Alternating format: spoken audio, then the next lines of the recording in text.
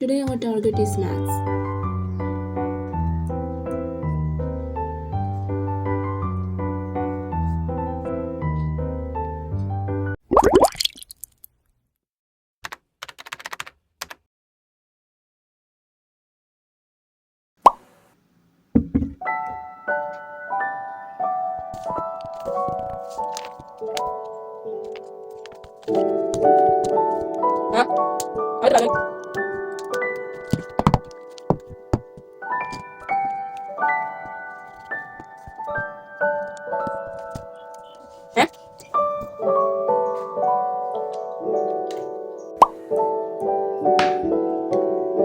Today our target is maths.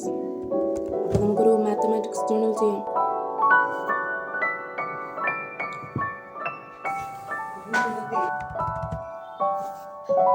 നമ്മളിന്ന് ഒരു variety സാധനമാണ് ചെയ്യുന്നത്. അതെന്താണെന്ന് വെച്ചാൽ ഒരു ഇക്വേഷൻസ് കൊണ്ടൊരു ജേണൽ ആണ് നമ്മളിന്ന് ഉണ്ടാക്കാൻ പോകുന്നത്.